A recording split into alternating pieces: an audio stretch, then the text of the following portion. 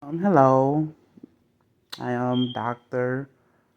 Minister Queen Shonda Williams, Esquire, FBI. I used to be U.S. Marshal. I taught school. I was a teacher. I worked for the Social Security Office before. Just help people with basic things. I'm not a person that put people numbers in the system. I didn't do anything like that. I wasn't that person. I just assisted them with things they needed to do for us, taking care of their business and so forth. I worked at the Illinois Department of Public Aid. Um, I was the mayor of East St. Louis, township supervisor, the manager, um, precinct community person. Um, what else I used to do? I was attorney, judge, then chief judge, director of FBI. Even had my own headquarters that I was, after that, I was over the FBI office in Springfield, Illinois. I had to run through there and tear that up. They came through East St. Louis, thought they was going to be doing what they wanted to do. Some people got hired to work for the FBI that need to be there, and they got rid of them real quick. And that wasn't even my goal at the moment. And we trying to clean up the streets, and we had to clean house, you know? Um, I don't have numerous positions, and I'm an entrepreneur. I am one of the most successful persons in the United States. To where the things that I own is also overseas too. Okay, on a lot of venues and everything. I help keep society going. That's why I be so mad and so upset because I put my all into everything I did and made stuff reasonable price and all this other stuff because I knew situations. I done worked every avenue, and then I dealt with kids, juvenile, all this stuff. I taught elementary school, have children on my own. I'm talking about I've always known, and I was in an area of poverty. Okay, my family, my family didn't grow up like that. Okay, and dealing with my grandma, my great granny, my people on my daddy's side. These people were modest people. Okay, they didn't go around hurting other people and doing all that. It was like, hey, you take care of yourself. And if you can help somebody, it's okay, you know? And I succeeded in all those areas. And a lot of my downfalls came from, I had kids and I got kids and all my kids are adults now, okay? And I was a mother at an early age, and I still kept going. And in the beginning, I always have hung with the guys, okay? The majority of the females I met came from other guys I knew, okay? I never really hung with a lot of women. Every time I met a female, it was because of Suge. It's because of my cousin Lil Flip. It was because of maybe whoever was around me, they knew other girls, you know? And they said, oh, teach them how to do this, teach them how to do that, because I know how to dance, I know how to do this. I knew I was just an all around person. At the same time, I used to like looking nice. Of course, I like to look girly, but I was a tomboy too.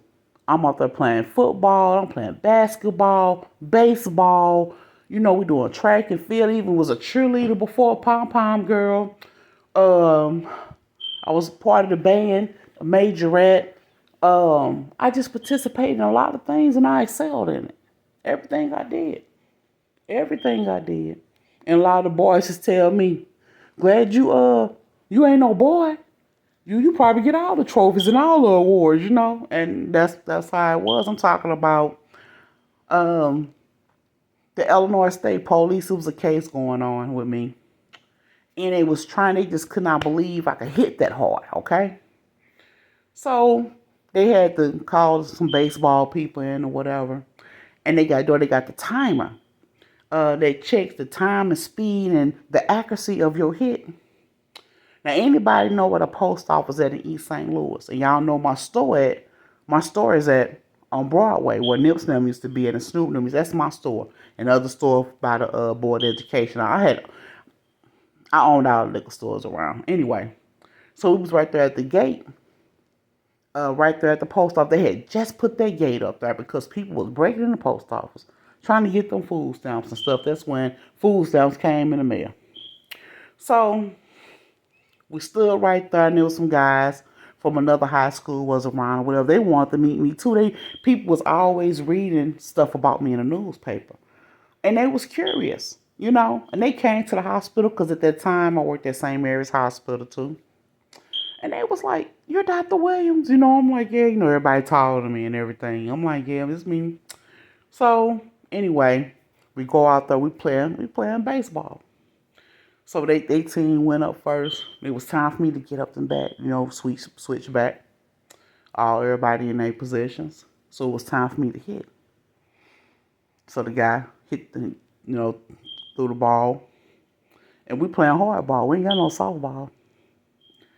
And I cracked the bat. He said maybe it was a bad bat.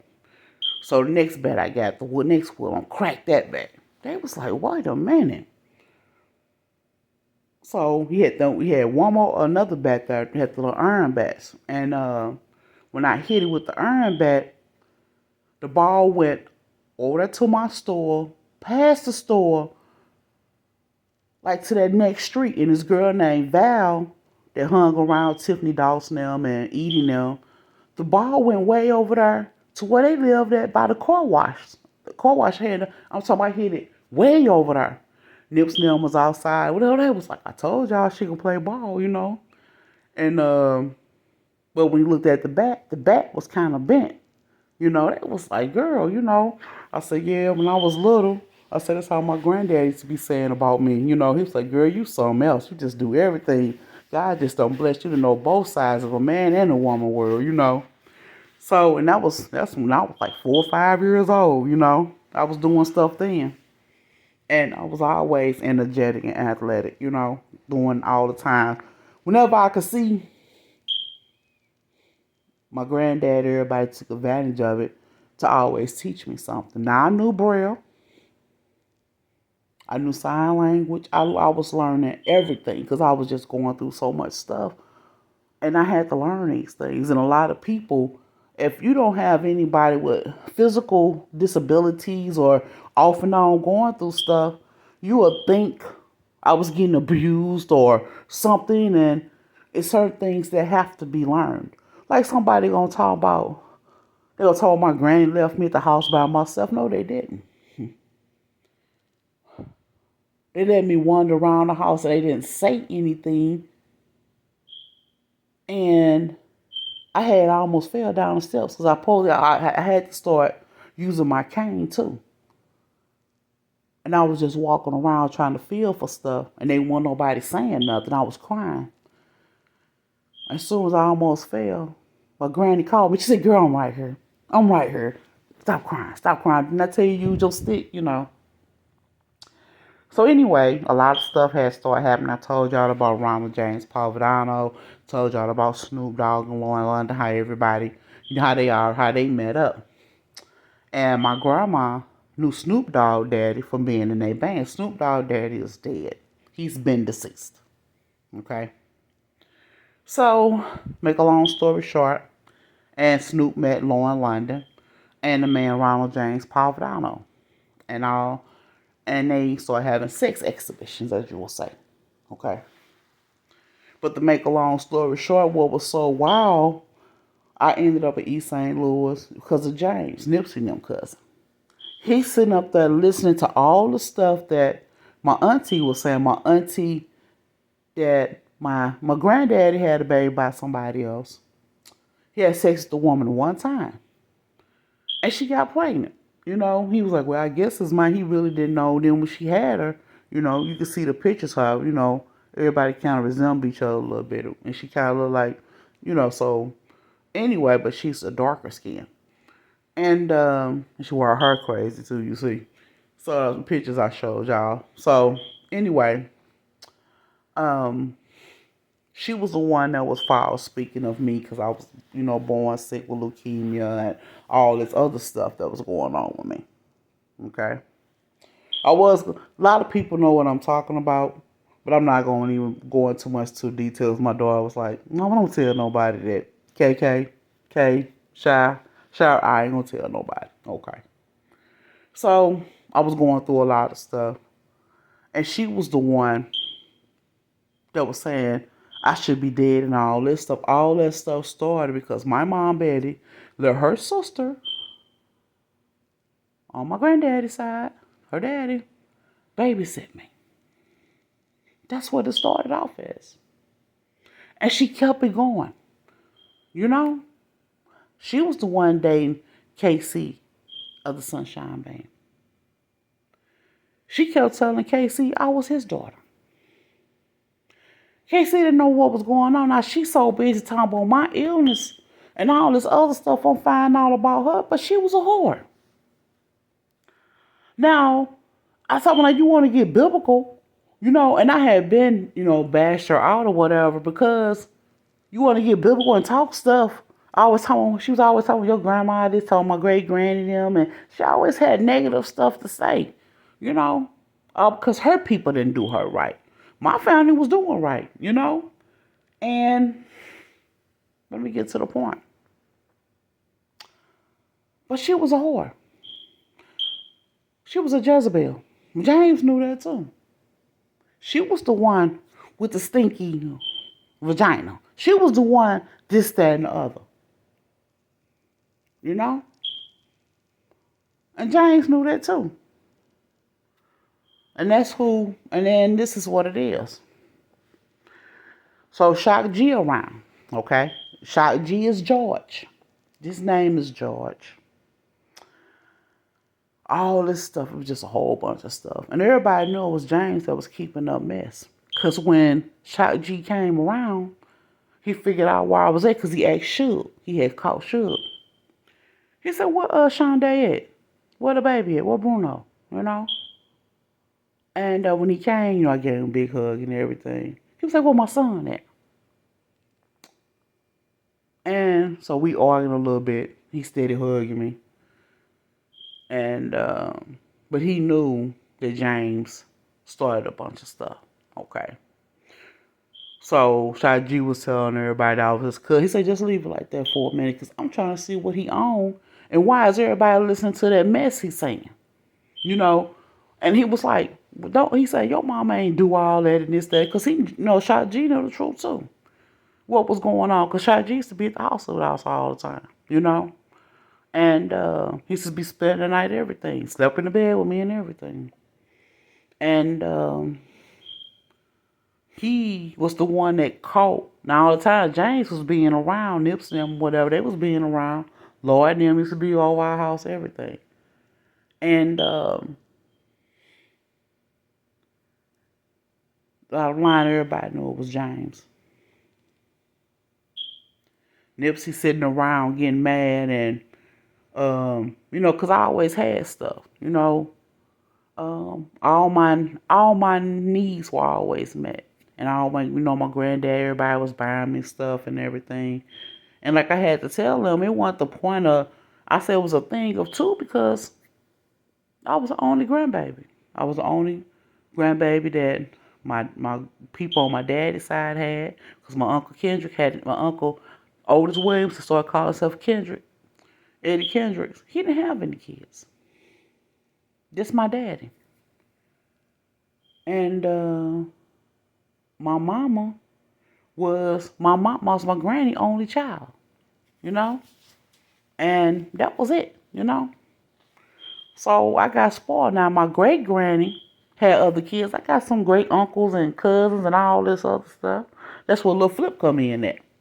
Okay. Then we got, that's when Mr. Cheeks come in at, and all these people on my granny side, And like I said, my great granny had a lot of kids too. My grandma Ethel, she ain't just had my mama.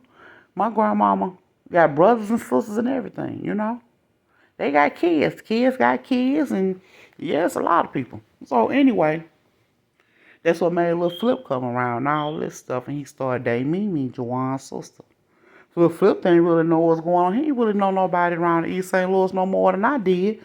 And they going around looking at everybody like, trying to figure out who was who, And while all this stuff started, and they started seeing what I was saying, they figured out, they was like, it's Suge. I said, it's him too. And the flip kept asking him, and Shot G, they was like, how you some Ken, man? And I said, he really ain't no Ken to me. It was like, because that's what your granny was telling us, because it was a lot of other stuff going on, and it was Suge, and all Suge was getting all that bad information and terrible stuff from his own mama. And then my grandma, how she is, she would buy Suge stuff and everything because his mama wasn't treating him right. She'll say, oh, he don't be doing what I say, and he be doing this, why I don't buy him this and this, that, and the other. And my grandma was like, that boy got to go to school, and he got to do this and do that. What you doing? Now, my grandma's sisters on her daddy's side is Suge mama's sisters too, okay? But Suge mama, like I told you all, she came later on down the line after my grandpa had been dead for some years. Okay, Suge grandma met somebody else. She had Suge mama, and then Suge mama had him. That's how it went. So all that stuff was going on, and Suge kept trying to be slick a little bit, and that stuff had stopped because everybody was like, "What's going on?" Everybody popping up. Then Suge brother came around trying to start some stuff again, and I beat him up, So that was over with, and it was just, everything had ceased. Then here come Carla Lloyd and them, all these other people coming around, and my kids getting kidnapped, all this stuff. And the people that was doing all this stuff was dealing with Carla. They was dealing with Carla and Chris Brown now, man. Suge them and all this other stuff. I didn't know Tim White them and all these people. I didn't know Star like that. I have never known her real name either. The only reason why I knew this lady Pat Farton because Zach, I had put some in the paper saying I had stuff for rent because I own the complex known as Norman E. Owens. And there was a new build and everything. And he asked me, did I have anything for rent? That was Zach. He said he need to find somewhere for his wife and kids to go. He came up to Lily Freeman Elementary School and he was talking to me. And that's how that started. Hate I even met them. Seriously. That wife and him, he blamed her for stuff, she blamed him for stuff, and both of them just were some terrible parents, period,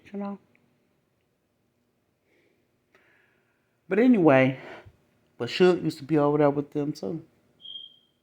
Then they first moved down there, they wasn't doing nothing really. Until Suge started coming over there. And Suge was helping them still for me. I had stuff coming in the mail and all that stuff. My grandma was telling me, because my grandma, we was going to live right there, in East St. Louis. And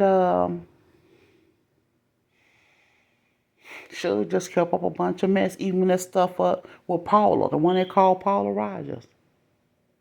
It was always, one thing after another. And that's all it ever was. That's all it was.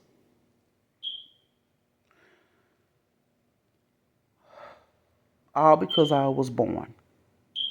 That's all it was.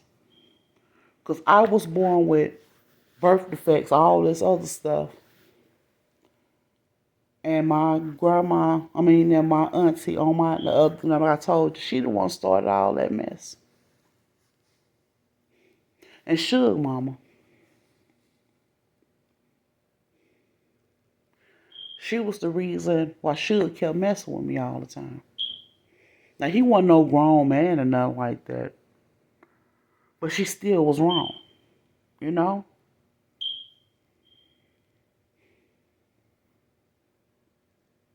She was wrong herself. Like I said, my daddy and everybody wishing me the best and all this other stuff. My daddy like, yeah, you gonna meet you a nice man and this, don't do this, don't do that. They tell me all these things of life. you know. And they always wanted me to be a pleasant and a kind person, but not stupid or naive. And so anyway, I'm gonna go back. As you know, I own Motown, Atlantic Records, and all that stuff. And my grandma say, "Well, you got them songs, baby. You gonna sing all your own songs, you know?" And it came to a point where it's that my music was the only thing that was new on the radio.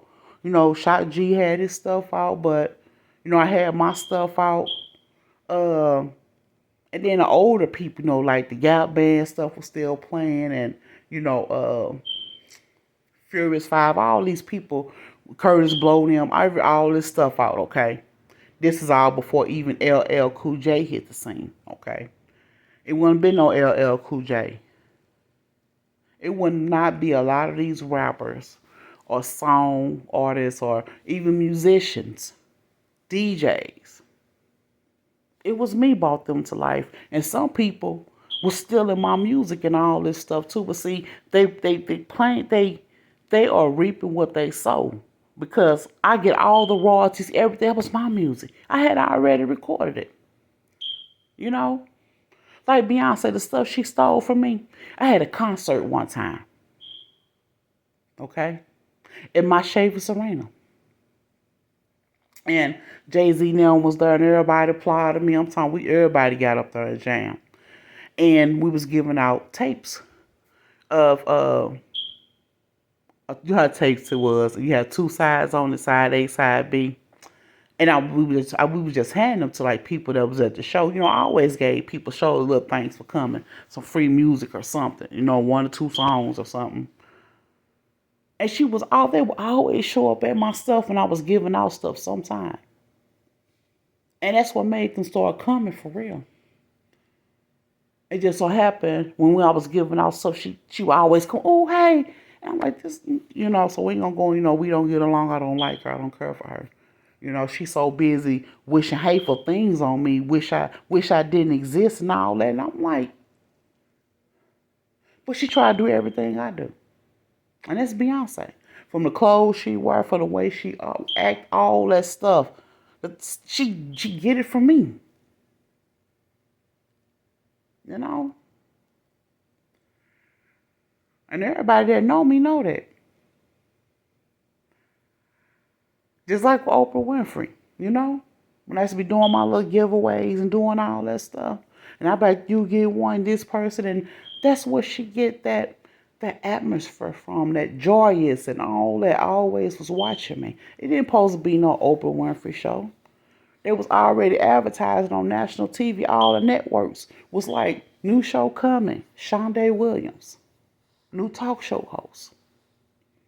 They had been advertising it for months. Some stuff came in the mail for me.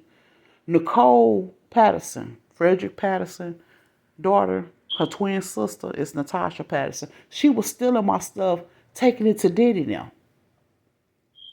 All the time, Tyler Perry, uh, Gayle King, Oprah Winfrey, all them, Joe Budden, them, all them hanging on the other side of my property. And they was taking my mail over to them. You know?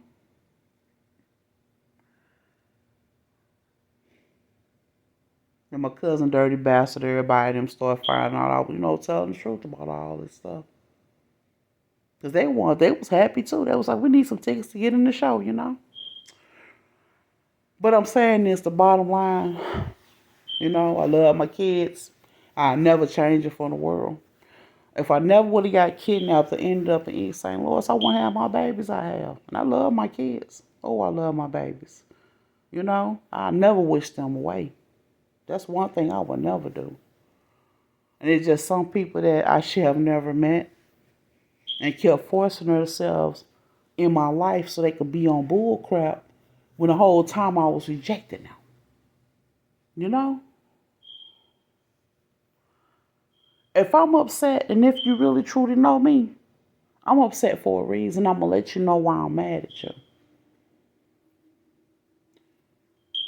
And if I'm wrong, I'm woman enough to say I'm wrong if I made a mistake.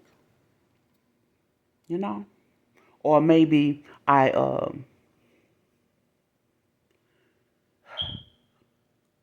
just went too far, for us going off or whatever, but it might just been a build up and it might have been something I had needed to get off my chest. You know how sometimes somebody can make you mad. Y'all have an argument, you never really got a chance to put out there exactly what you wanted to say, and then y'all end up going separate ways. I'll get like that. And that's what happened with Usher, the one that's in Vegas doing the shows. They used to be my friend. I dated this guy, the real Big Meech. He been dead, you know. That's his brother. The other dude that called himself Big Meech. That was his little brother. But anyway, when he died, I was like kind of slump a little bit. I didn't neglect my home. I didn't neglect my baby. I didn't neglect. I didn't do. No, I was going to work, everything. And I had one in my room because I had started sleeping in the bed with Bruno with my son. I used to hate going to my room. And I had took the bed apart because I've been just looking at all these memories in there. And I hadn't been there no way. And before he got killed, we had already moved on Caseyville. On my property over there, I had just bought the whole block. And we had moved in. It was almost time for me to have the baby and all that. And actually, when we went back to 1255 Kansas, we went over there to get some stuff. And it was just one thing after another. But like I said, and Usher and them, mama and them, I knew them. And she's like, go there with your friend and go cheer her up a little bit. I went over there. She looking so sad and everything. And she was like, why everybody quit coming over there? He said, I don't know, mama. So he came. He was like, she called me. She said, your friend on his way. He come over there playing with me and making me smile and all this stuff. And he's like, what other music? He told me my music and stuff. He used to be my friend. But he helped me all while I went to school to be a doctor. When I did that essay, and we was looking through the newspaper since I put something in the paper. And I was like, I'm going to be a doctor. I'm going to be a doctor like my granddad. I say, but you know what? I said, I know so. I say, I bet I'll probably be better than my granddaddy was. He said, you think so? So I filled out the thing, had to do the essay. The essay got me into the university and all this stuff. And I got accepted. And he used to watch the kids for me, make sure, Bruno get to school and all this other stuff. So I already had some money. So whenever I go shopping, when he got coats and boots and start getting cold, and I took care of him because he looked out for me, you know. So if I go get tired, I get 10 new outfits coming, all that's gonna be, I appreciated him, you know. Then, he had to start going back to school. So it was like an off and on. This went on for a couple of years. And his mama had started babysitting because we kind of trusted their sister. But she just jealous. She one of them type, hate to see somebody doing good, but will beg the hell out you and don't want to do right. You're not going to treat my kids wrong. I'm not going to pay you to do my kids wrong. Help you. You helping me, but you ain't doing them right. No, it don't work that way, you know. But me and him ain't friends now, no way. And in this short, Rick Ross had owed me $5,000. Rick Ross said he gave it to him to give to me. He tell me meet him at the hotel. I'm like, oh, okay. I'm thinking he got some little gal with him or something. Because me and him ain't never had sex or nothing like that. He used to tell me he liked me or whatever. You know, that's all. So anyway, and I got kids by his brother. So anyway, make the long story short, we went to the hotel, roses all on the floor, roses everywhere, money, $100 bills everywhere, all in the room. I said, he got this nerve, and I cussed him out so bad. All that seafood, I said, I don't like roses. It whelped me up. I can't walk on this. I'm going to get whelps. Not highs, just whelps. I said, you know that. I said, why you buy seafood and stuff? And I was mad. That's what ticked me. He said, no, I left for you. Because he wasn't there when we first got in the room. He said, I left for when to get you something to eat. He said, it hit me. I remembered. He said, I forgot, but I remember. And then we got the argue. We go out the room. And I say, I forgot to get that money.